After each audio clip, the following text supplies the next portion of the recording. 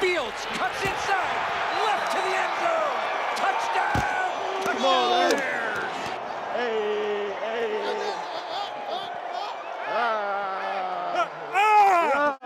Hey, good read. Oh, yes, sir. Come on, man.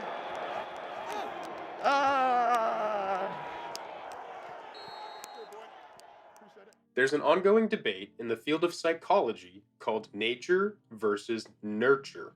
The nature side of the debate argues that individuals act certain ways purely due to their inherent unchangeable nature, while the nurture side argues that individuals gain certain traits and behaviors purely through learning in the environment shown around them and their experiences. As with most things, the truth here lies somewhere in the middle. While humans do have static traits, we are certainly affected by our environments in very significant ways. And for NFL prospects, I believe there is a very similar dynamic at play. For a player to find success on a team, that player needs to not only bring inherent unique traits to the team, like their personality or elite athletic ability, the team is also responsible for creating a nurturing environment for players to develop in. That means great individual coaching as a player and as a person. Good facilities to help strengthen their natural athletic traits, and to give this player the right opportunities to put them in games at the right times to help them develop. All the way back in 2009, the Chicago Bears were suffering from the uncertainty of a quarterback room led by Rex Grossman and Kyle Orton.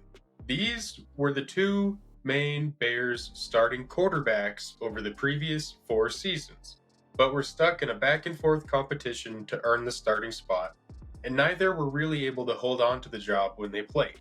The team did find playoff success, leading to a Super Bowl berth in 2006, but the organization was still not really sold on their starting quarterback in those playoffs, Rex Grossman, as the defense was really the one carrying this team to these playoff victories. Quick throw, picked off Urlacher, and Brian Urlacher will cruise down the sideline. So in the 2009 season, Chicago decided that they were done with this uncertainty and mediocrity and elected to trade Orton for Jay Cutler, coming in from the Denver Broncos. 8 seasons later, the Chicago Bears own the 2nd overall pick, thanks to their previous 3-13 season. These 8 seasons of the Jay Cutler experience at quarterback have resulted in 1 total playoff win. And with the disastrous 3-win previous season, the Bears were prepared here to select their long-term quarterback of the future and end their tolerate/hate relationship with Jay Cutler. Chicago would select UNC quarterback Mitch Trubisky with their 2nd overall selection. And as you know, the Bears have won the Super Bowl every single year since drafting Mitch Trubisky. Sorry. As you probably know, the Bears would quickly decide Mitch Trubisky was also not the answer. Even though Mitch had a winning record as the Bears quarterback, going 29-22 in his time in Chicago, they were only able to also achieve 1 playoff victory in his 4 starting seasons. So in the 2021 NFL Draft, Chicago again decided to end their quarterback troubles that they've been suffering through for decades by trading up with the Giants to the 11th overall selection to take Justin Fields, an extremely athletic but seemingly raw quarterback prospect. I'm sure you can tell what happens next. The Bears win the Super Bowl every year for the next decade. No. Justin Fields starts for 3 seasons, picks up a career record of 11-29 with no playoff appearance, and the Bears decide that they need a new quarterback. So the Bears own the 1st overall selection in the draft this offseason, acquired by trading away DJ Moore last offseason, and they're going to select Caleb Williams number 1 overall in the 2024 draft. 2 to 4 years from now, the Bears are going to trade Caleb Williams for a 3rd, blame him for all of their failures as a franchise, and restart this cycle. It's what history shows us the Bears do. Even though he will probably have a horrendous supporting cast and coaching, just like Justin Fields, Mitch Trubisky, Kyle Orton before him, we know who this franchise is going to scapegoat and kick out of town. We've seen many players earn the draft bust label purely because they got stuck in a toxic environment that stalls their growth. I think all NFL fans can agree that getting drafted into some franchises at some times gives players zero chance to succeed. Think Bryce Young last year on the Panthers. The Panthers had no weapons, a horrendous offensive line, and no run game. So yeah, Bryce Young looked bad in that situation. It remains to be seen how Bryce will develop individually, but 1 year ago, he was the consensus best player coming out of college, and right now, he feels completely written off. Something I attribute entirely to his surrounding situation.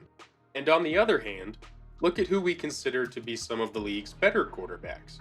Patrick Mahomes, Aaron Rodgers, Lamar Jackson, Jordan Love. None of those guys played as rookies, and that time that they were just sitting and learning really paid off, letting them naturally develop, instead of trying to force magic to happen for an awful team that would just dump their rookie quarterback on the field when that team is already a disaster, guaranteeing that your young players are going to get stuck in bad habits, just like we see with quarterbacks like Mitch Trubisky and Justin Fields. Now, let's take a look at quarterbacks like Jared Goff and Peyton Manning, who both had atrocious rookie seasons. Manning set the all-time rookie record with 28 interceptions. And Jared Goff looked like he shouldn't be in the National Football League. Getting thrown into the fire as a rookie, even as an all-time great player, is just a recipe for shattering a quarterback's confidence. Now, imagine how stupid it would have been for people to write off Peyton Manning after his awful rookie season, because his supporting cast was so bad. We don't put the blame on Peyton for that season. And take a look at how Jared Goff has developed as the Lions' starting quarterback. Even just on the Rams, before he was fully developed, he was able to get the Rams to a Super Bowl. And look at Geno Smith.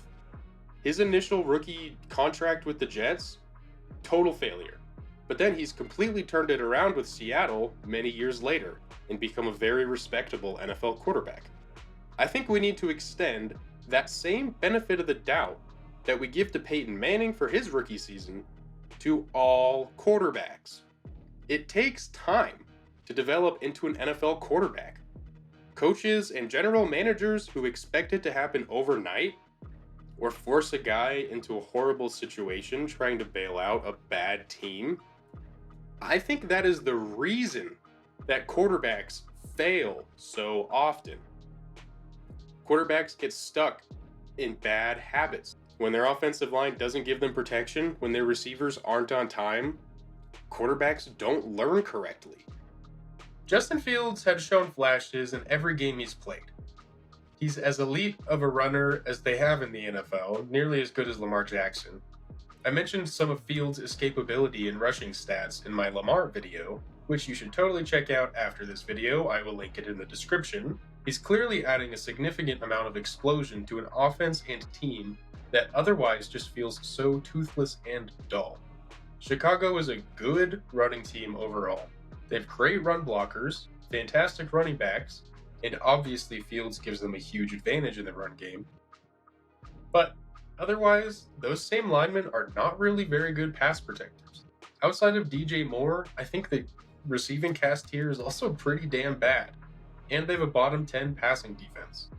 Fields was able to come second to Lamar Jackson in 2023 quarterback rush yards, elusive rating for full-time starters, broken tackles, runs of 10 plus yards, and tied for first among full-time starters in added time to throw in the pocket for his team. I think these numbers should indicate Fields has a lot of traits to work with. He's starting out as an elite runner. A good offensive coordinator should be able to make an elite running quarterback, even if they're a developing passer, into a more than functional offense. especially with how explosive Fields is when he pushes the ball downfield as a passer. I'm not going to get too into the weeds on how messy Fields' supporting cast is, other than he was sacked 44 times this year, 31st out of 33 quarterbacks this year, according to Pro Football Focus. But you've seen games. You know the Bears' offensive line and receivers are not helping Fields outside of DJ Moore for this one season, and that defense is not a threat to anybody. I don't think Justin Fields has developed very much in his time as a Bear, but I don't think it's on Justin Fields. It's on coaches to develop players. That's their job. I don't like Fields' vision. I don't really like his throwing motion, but I'm choosing to give him the benefit of the doubt by viewing him as an undeveloped prospect. The same benefit of the doubt that we give to rookies and young players every season. Fields just finished year 3. Many great quarterbacks had not matured at year 3 in their career yet. I think it's valid to view him as a young, moldable prospect who just got out of a shitty situation that was making him look his worst. It also feels worth mentioning that, from all I can tell, Fields has done such a great job of just standing up to this adversity and still being a great dude. He's just been rolling with the punches here as maturely as anybody could be. He holds himself accountable in team interviews. He never tries to force his way out of the team. He's not holding out. He's not demanding more money. He's not demanding better players around him. He's in an awful situation where most of us would not really have blamed Fields for acting like a diva in this situation and trying to get out, but he's just faced the adversity head on. Even requesting to be traded to the Steelers at the end of this to learn behind Russell Wilson for a year. I think that shows a ton of maturity for a very young quarterback going through NFL hell. I think Fields has clearly shown more than enough talent, physical ability, maturity, and flashes as a passer to warrant being considered one of the top 32, so just a starter, NFL quarterbacks heading into next season. And I'm kind of willing to die on this hill right now. As for Caleb Williams, the way that he forces things outside of structure might be the absolute worst play style to come into a messy, bad offense. Obviously, it works for him in college. I'm not saying it can't or won't work in the NFL. But if his supporting cast is awful, if his receivers are not in the right place when Caleb Williams is trying to do something without really looking at his receiver, if Caleb Williams sprints out of the pocket and expects a receiver to be at a spot at a certain time, he's just going to throw interception after interception after interception on this team. Just like what happened to Kyle Orton, Rex Grossman, Jay Cutler, Mitch Trubisky, and Justin Fields before him. Then, the Bears are going to scapegoat Caleb Williams before he is truly given adequate time to develop as an NFL quarterback. And they will restart this cycle with Arch Manning or whoever they think the next generational talent is. That is what the Bears do. I'm certainly not saying Justin Fields had an elite past few seasons. He definitely had some really bad individual struggles as a player.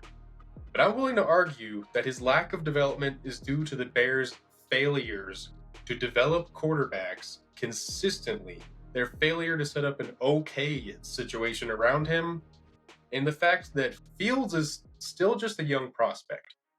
So if the Bears think that all their problems are going to fade away by trading away Justin Fields, they should prepare to continue to be sorely disappointed week in and week out. And now on third down, Fields will yank it, and there's room to run for Fields. Fields, baby. turn it on the speed. Fields on the angle, trying to outrace Okuda, and he'll beat him to the goal line for the touchdown. Oh, wow.